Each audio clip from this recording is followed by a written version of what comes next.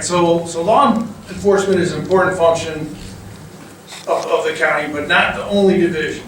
How important are the other divisions and, sorry, Of the sheriff's of the office. sheriff, how? Okay, let me start over. Until I get into the thing. Law enforcement is an important function of the Jog County Sheriff's Office, not the only division. How important are the other divisions of the Sheriff's Office to you and why?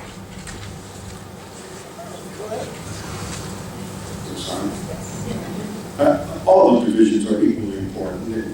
They're all statutorily required of the sheriff, and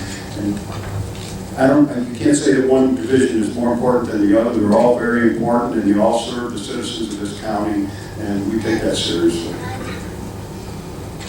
I'd like to expound on that a little bit. When you pick up the telephone and call 911, you get a group of individuals that's highly trained and are really listening to what your needs are, and they're going to be able to best direct the response that the Sheriff's Department's going to give you.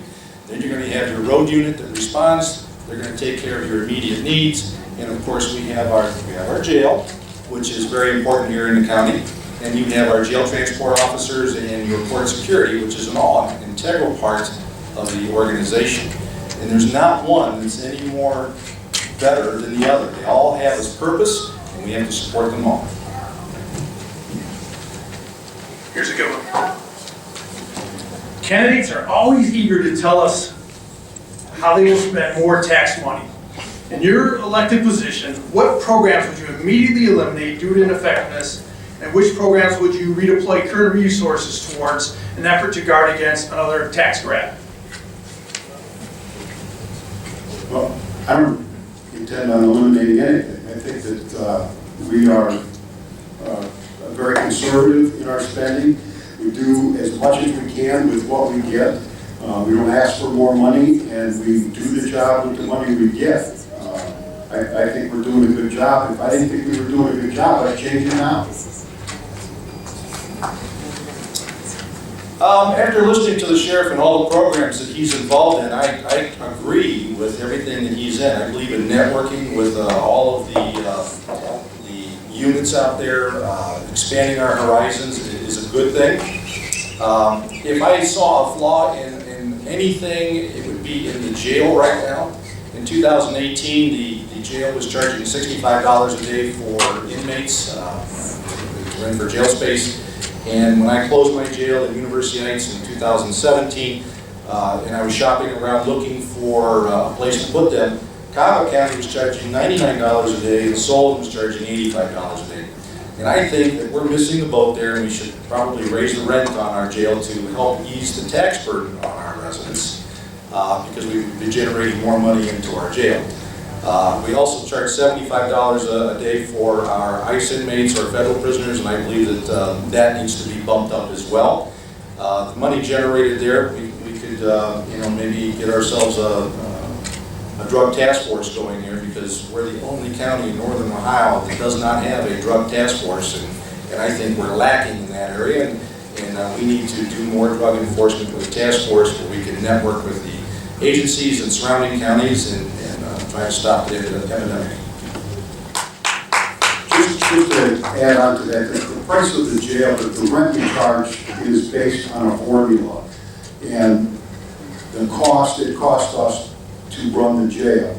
And because we run an efficient jail, the cost is down to $65 because that's the way the formula falls out, just to clarify that.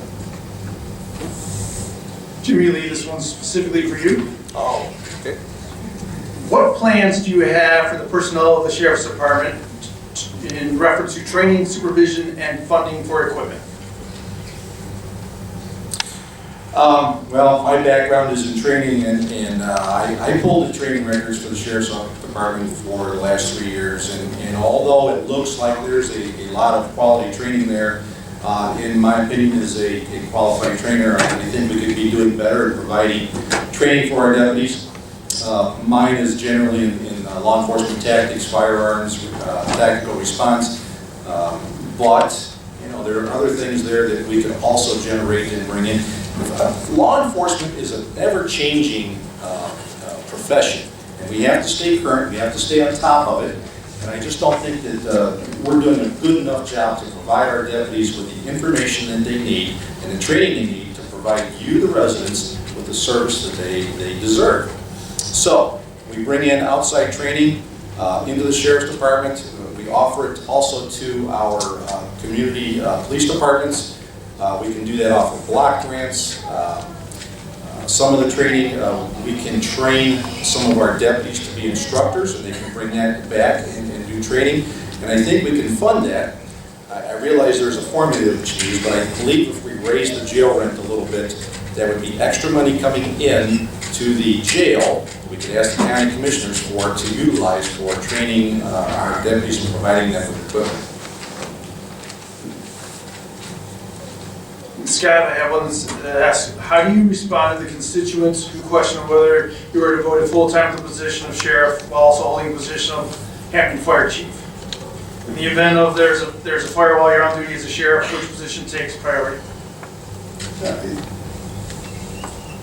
The whole concept of a volunteer fire department is that you go and volunteer to help your neighbors when you have time, when they're having a bad day. And I've held both positions. I've been on the fire department for a little bit longer than I've been in law enforcement, but I've been doing that, both of them, for about almost 40 years, and it's never been a conflict. I have good people underneath me that handle things. You surround yourself with good people. We have good employees in both locations, at the fire station and at the sheriff's office. And as far as full-time, I'm the sheriff 24/7. And I'm on the phone, I'm always in contact, and if need be, I come in and do what needs to be done. If not, I trust the employees that we have, and they keep me informed all the time. And last one for both of you. Should red flag laws be enacted in Ohio in any form, would you enforce them, and do you believe they violate due process?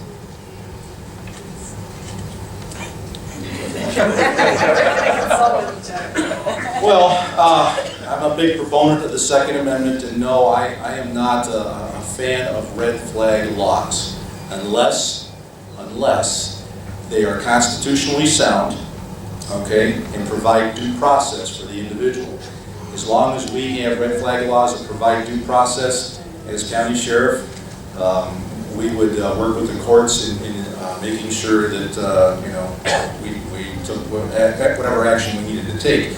Obviously, if it doesn't provide due process, that really scares me because it's violating our constitutional rights, and I would probably be opposed to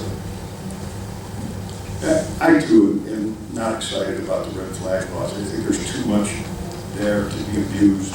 It's too easily abused. I've not read it. I mean, we have to read it in the end, but the bottom line is I swore an oath to uphold the Constitution of the state of Ohio and the United States of America, and that's what I'll do.